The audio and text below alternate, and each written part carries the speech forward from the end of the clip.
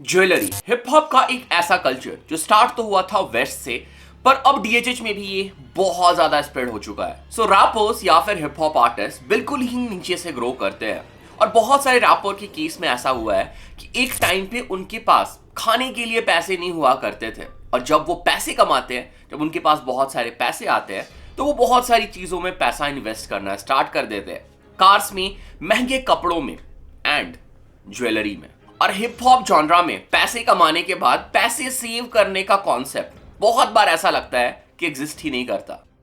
Okay, सो आज के इस वीडियो में हम ज्वेलरी कल्चर को प्रॉपर्ली समझने वाले हैं।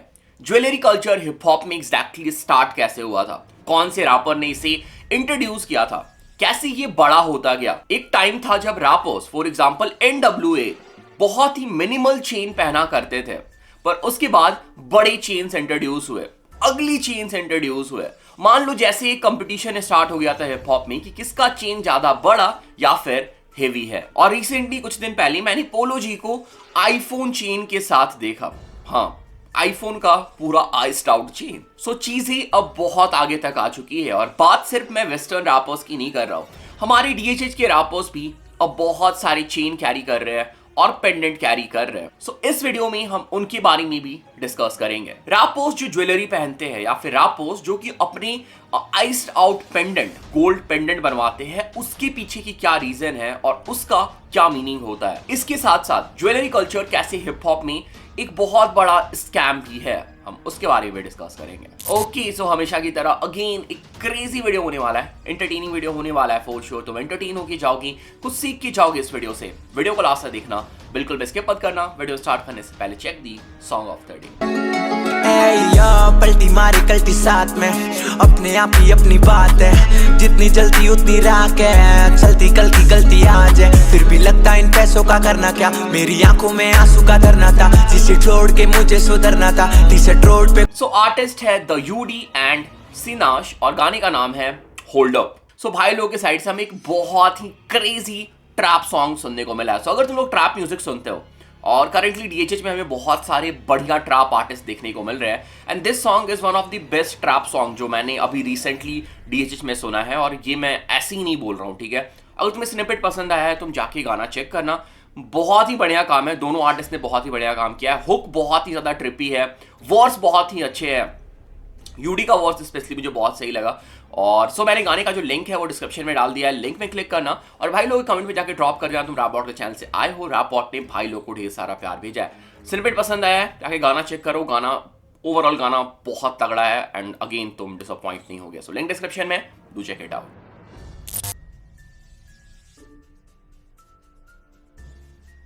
सो ये समझने के लिए कि आज ज्वेलरी कल्चर इतना जो आगे आ चुका है, रैपर्स जो इतने बड़े बड़े चेन कैरी कर रहे हैं, हम बात कर ले वेस्टर्न रैपर्स की, एंड इवन जैसे मैंने बोला डीएचएच में भी रैपर्स अब बहुत ज्यादा इन्वेस्ट कर रहे हैं ज्वेलरी में। तो ये एग्जैक्टली स्टार्ट कैसे हुआ था, इसे समझने के लिए हमें पास्ट में जाना पड़ेगा। साल था 1984। एक रैपर जिनका नाम था कर्टिस ब्लो, ऐसा माना जाता है इस रैपर को पहली बार स्पॉट किया गया था गोल्ड चेन रॉक करते हुए। 1984 में इन्होंने अपना सेल्फ टाइटल डेब्यू एल्बम भी ड्रॉप किया था और इस एल्बम की कवर फोटो में भी हम इन्हें गोल्ड चेन के साथ या फिर ज्वेलरी के साथ स्पॉट कर सकते हैं। और इसके कुछ सालों के बाद 1989 आते आते तक रैपर्स जैसे कि राकीम, एरिक बी ने भी गोल्ड चेन पहनना स्टार्ट कर दिया। और ये उन रैपर्स में से एक थे जो उस टाइम पे बहुत ज्यादा पॉपुलर थे, बट ज्यादातर अंडरग्राउंड में। इसके अलावा उस टाइम के कुछ मेन स्ट्रीम रैपर जैसे कि एलएल कूल जे, जो कि मेन स्ट्रीम ऑडियंस में ज्यादा पॉपुलर हुए थे, उन्होंने भी उस टाइम पे एक नया फैशन वेव लाया और उनको भी गोल्ड चेन और ज्वेलरी रिंग के साथ स्पॉट किया गया। 1987 में एरिक बी और राकीम ने अपना एल्बम ड्रॉप किया एंड अगेन उस एल्बम के कवर में हम इन दोनों को गोल्ड चेन और ज्वेलरी के साथ देख सकते हैं। सो हम देख सकते हैं कि ईयर 1987 तक ज्वेलरी जो है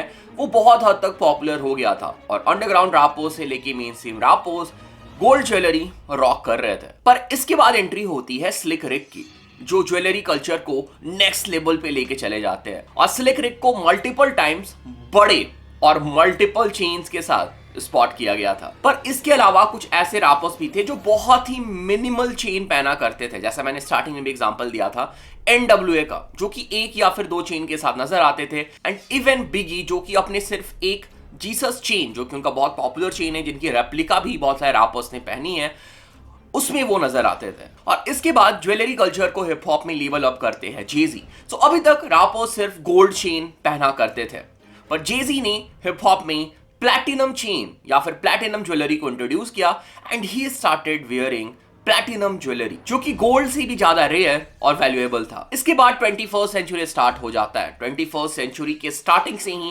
रैपर्स बहुत ही ज्यादा ब्लो अप होने लग गए थे। रैपर्स को एडवर्टीजमेंट मिलने लग गए थे and they started making big money. And again, जैसे मैंने स्टार्टिंग में बोला था कि रैपर्स जब पैसे कमाते हैं तो वो अपने पैसे कहाँ इन्वेस्ट करते हैं, राइट, ज्वेलरी में। और रैपर्स ऐसा ही करने लग गए। Nas, T Pain, Kanye West were spotted with some big chains. और ये जो सिलसिला है रैपर्स और ज्वेलरी का, ये अब तक चला आ रहा है। और अगर हम बात करें न्यू स्कूल रैपर्स की, तो इनके बीच में भी ज्वेलरी कल्चर बहुत ज्यादा पॉपुलर है और रैपर्स अभी भी बड़े बड़े चेन्स के साथ स्पॉट किए जाते हैं। तो ये तो हम लोगों ने बात कर ली वेस्टर्न रैपर्स और वेस्टर्न कल्चर की, बट ये ज्वेलरी कल्चर हमारे DHH में भी आ चुका है। रैपर्स जैसे कि MC Stan, रफ्तार, MV one time, divine, Bohemia और भी बहुत सारे रैपर्स हैं जिनको हम लोगों ने गोल्ड चेन या फिर डायमंड ज्वेलरी के साथ स्पॉट किया है। और ऐसा बिल्कुल नहीं है कि इन्होंने सिर्फ शो ऑफ करने के लिए ज्वेलरी खरीदा है या फिर दिखने में ये सिर्फ ज्वेलरी बड़ी है और वैल्यू वाइज छोटी है। ये जो ज्वेलरी है, ये जो चेन्स है, इनकी प्राइस करोड़ में है। फॉर एग्जाम्पल, MC Stan का रिसेंट रुपीज साइन का चेन, जिसकी प्राइस अप्रॉक्स 1 करोड़ रुपीज बताई जाती है।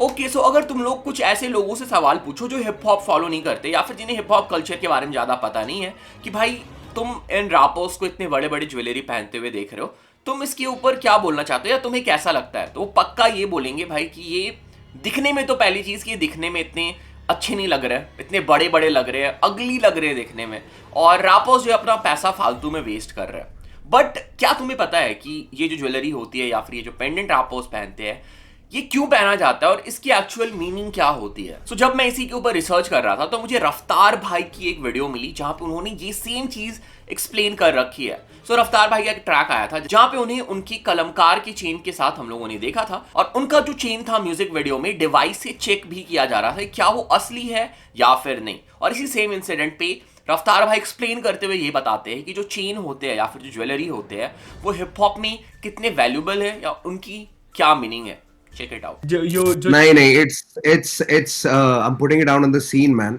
कि सपने दिखाओ तो असली दिखाओ। ओके। बंदा चेन पहन के घूमता है, हर बंदा चेन पहन के घूमता है और लोगों को लगता है कि हर बंदा खरीद रहा है, हर बंदा ये कर रहा है। हाँ। The buying your logo, buying your chain at one time was almost like in hip hop was like solidifying कि यार मैंने ये अपना मुकाम बना, ठीक है। Now we're a chain of my name. Feeling of अब proud. मजाक बना दिया है। कहीं से भी उठा के पहन लेते हैं और उसमें कोई मेहनत नहीं है, कुछ नहीं है। And then people also think कि सब असली पहन रहे हैं और सब वही करने की कोशिश करते हैं। इट्स अबाउट एक लो, पर वो इज्जतमंद होनी चाहिए। हाँ।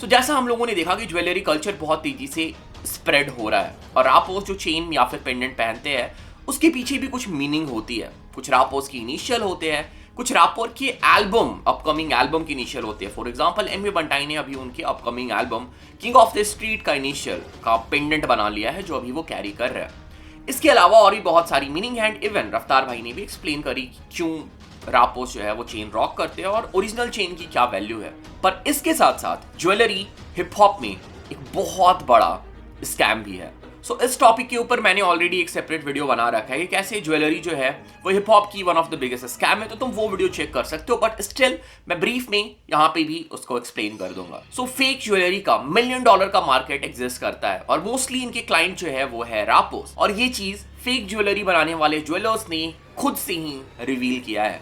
Okay, but when we was off the camera, you said all the Instagram models. He said a lot of rappers.